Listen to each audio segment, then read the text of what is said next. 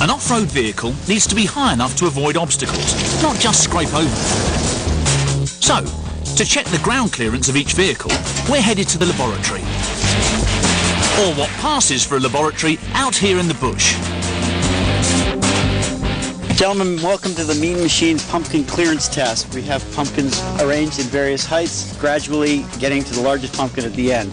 The Mean Machine to do the most damage loses. The name of the game here is not speed, but accuracy.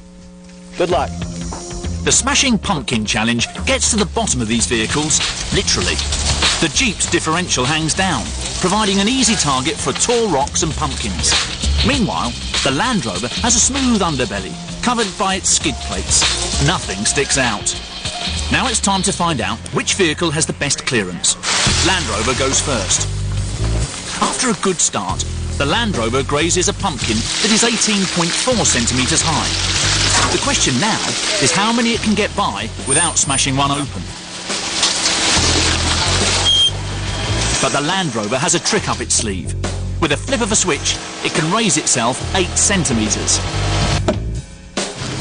But even this doesn't help it avoid a pumpkin 21 centimetres high. The test's over for Britain's finest 4x4. Now it's Jeep's turn. They seem doomed to lose. They can't raise their clearance like Land Rover, and their differential hangs lower. But they have a cunning plan. If I could steer between the shock mount and the differential, then that would just give us that extra 3/4 of an inch or whatever that we needed to try and just clear that pumpkin. The Jeep passes over row 1 and row 2.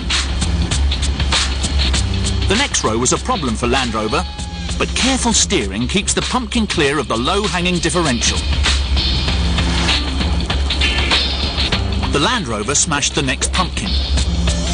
But the American Jeep clears it easily, winning the challenge and levelling the score 1-1.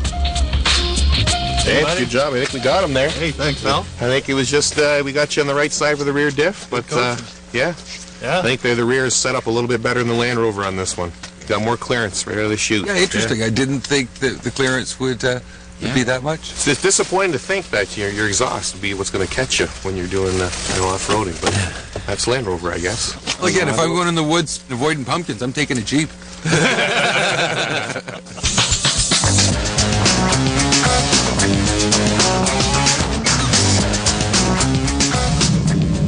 This is where it gets a little dicey. For our third challenge, we head for Dudney Crack Canyon. So dangerous, even seasoned drivers need a spotter to get down here. Okay. It's a maze of ankle-busting rocks and tree stumps taller than any pumpkin. Getting hung up is guaranteed. The canyon will test how well each machine manages its wheels as they go over uneven ground. It's called wheel articulation. The question is, who will have the smoothest ride?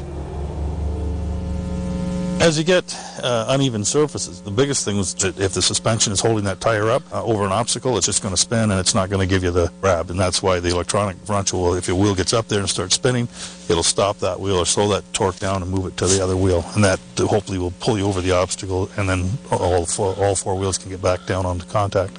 All right, gentlemen, welcome to the Dudney Crack Canyon. You're going to drive all the way up at whatever speed you need to do it at. And you've got to keep Allison in the bowl.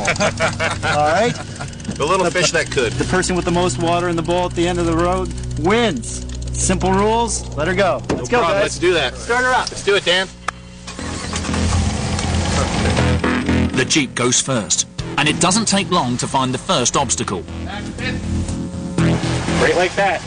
Take a little bit, you're going to hear some skid plate. Back. Keep coming, bit of gas. To get over this rock pile smoothly, the Jeep needs to use its wheels like feet. The engine can detect which wheels are off the ground and redirect torque to the ones with traction.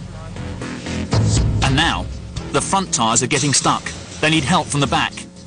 But on a Jeep, the back axle is solid. So when one wheel is hung up, the other wheel can't be pushed down to get more traction. Ooh, okay. It's all or nothing in the back, so this Jeep needs a little human help. Go.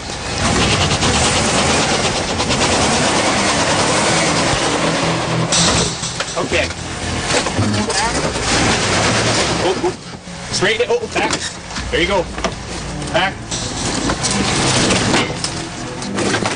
It seems there's only one way to get off the rocks. Momentum. Right there, yeah. Hey, just go. Right now, get right on it. There you go, there you go, there you go. Whoa, there you go. Fish is still swimming, we're good. This is scary. It gives me a reason to think twice. Yeah, we're good. 3 times. Yeah. Put a little weight on it. No, this isn't something we normally do. This is above and beyond the norm. Sweet. The Jeep has lost half its water. Now it heads towards the next obstacle, a close encounter with the canyon walls. Very slow, very slow. As the Jeep negotiates the last leg of its adventure, it's the Land Rover's turn to take on the canyon.